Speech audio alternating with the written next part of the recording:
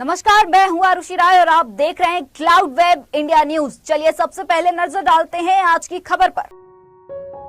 देश के प्रमुख व्यवसायी रतन टाटा का मुंबई के ब्रीच कैंडी हॉस्पिटल में निधन हो गया। वो अपने चेकअप के लिए हॉस्पिटल में भर्ती हुए थे। इससे पहले टाटा ने एक बयान जारी कर कहा था कि उनकी सेहत ठीक है और किसी तरह की चिंता की कोई बात नहीं है। बता दें कि रतन टाटा किसी परिचय के मोहताज नहीं है।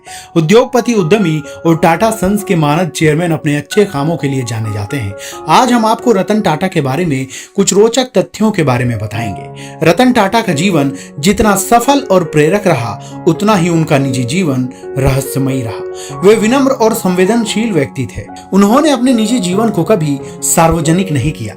हालांकि उनके जीवन की एक अनकही और दिलचस्प प्रेम कहानी भी है, जिसके बारे में लोगों को कम ही पता है। तो चलिए आज जानते हैं रतन टाटा की प्रेम कहानी के बारे में, जो कभी परवान नहीं चढ़ पाई। वो शादी तो करना चाहते थे, लेकिन भारत और चीन के बीच 1962 में छिड़ी जंग के कारण ये मुमकिन ना हो सका।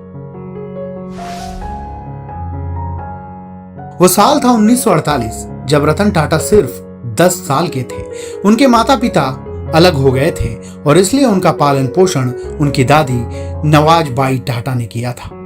बता दें कि रतन टाटा अविवाहित रहे। उन्होंने एक बार स्वीकार किया था कि जब वे लॉस एंजल्स में काम कर रहे थे, तब एक समय ऐसा आया जब उन्हें प्यार हो गया था।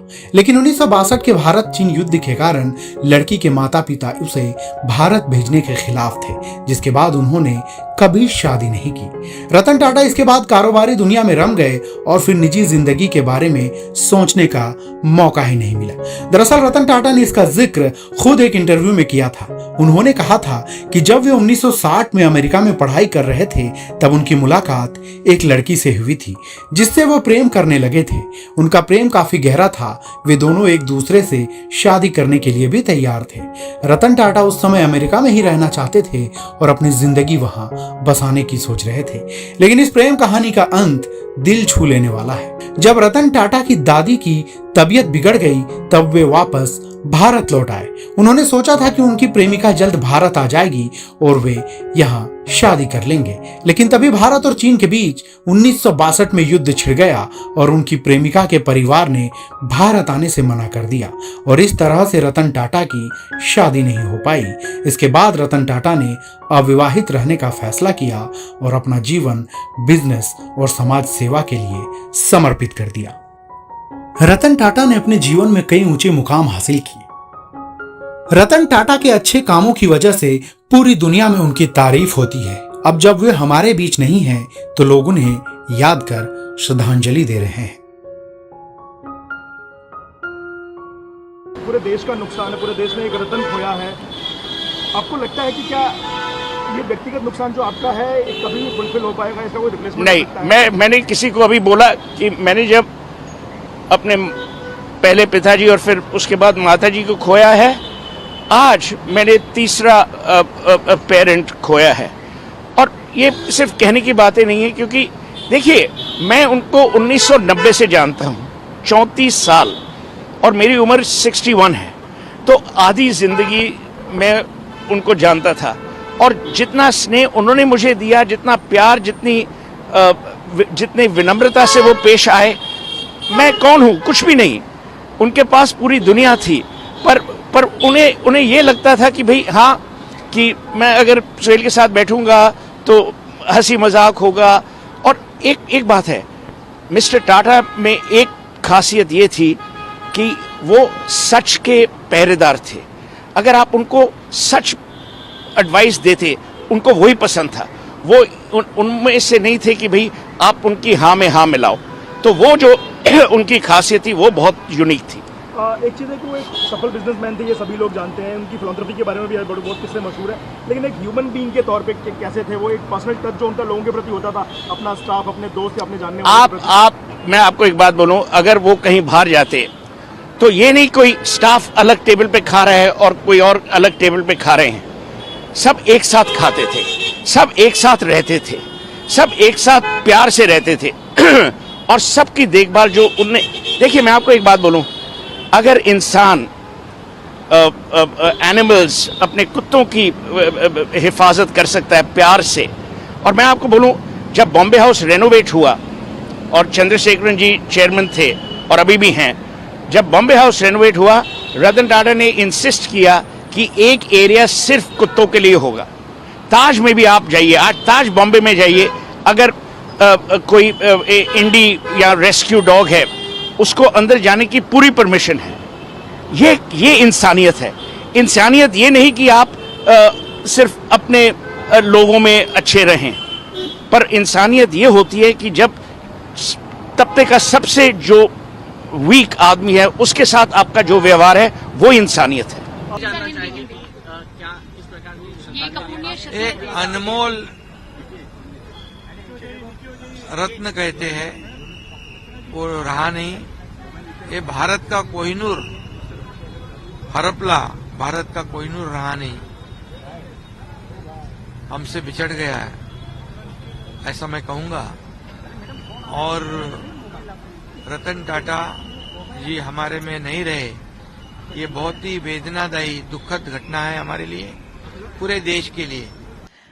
रतन टाटा के मृत्यु के बाद वार्ता सुनने के बाद मुझे बहुत दुख हुआ।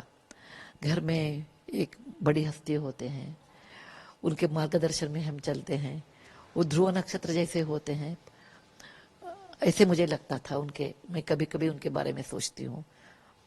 मैं उनकी कंपनी में काम किया, मेरा करियर उधर ही शुरू हुआ। मैं उनको 94 में लगता है मैं एक बार मिली थी, पहली बार वो जाके उनके ऑफिस में मिली थी, और मुझे वो सुधा ऐसे संबोधित करते थे, क्योंकि मैं सुधा कुलकर्णी ऐसे ज्वाइन हुआ और सुधा मूर्ति के नाम से बाहर आ गई। मुझे कभी भी सुधा बोलते थे। वो मुझे बताया कि आपको क्या चाहिए टाटा कंपनी से। हमने बताया, वो पूछा हमें आपको क्या चाहिए, हमने बताया मुझे जमशेद जी और जीआरडी का तस्वीर चाहिए। वो तुरंत हमारे ऑफिस को भेज दिया है, अभी भी मेरे ऑफिस में वो दोनों तस्वीरें हैं। और मैं हुबली एक छोटा शहर है, उधर से मैं आई थी। हमारे कॉलेज में, मैं एक कॉलेज में पढ़ती थी, बीवीबी कॉलेज ऑफ इंजीनियरिंग। हमारे कॉलेज में सब लोग बोलते थे आपको टाटा को आप मिले, हम कभी मिलेंगे।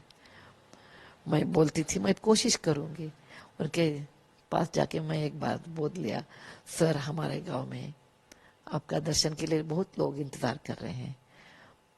हमारा गांव तो मुंबई नहीं है, और ये तो आप बहुत बिजी हस्ती है, आपको टाइम नहीं मिलेगा, लेकिन लोग को आपका दर्शन के बहुत इंतजार है। तुरंत वो एग्री हुए और हुबली आ गए। हमारे कॉलेज में एक दिन सब छात्रों से बातचीत किया। मुझे आश्चर्य लगता है, इतने बिजी आदमी, एक आम आदमी लाइक मी, वो देर एम्प्लॉय, हमने कोशिश किया और वो आ गए।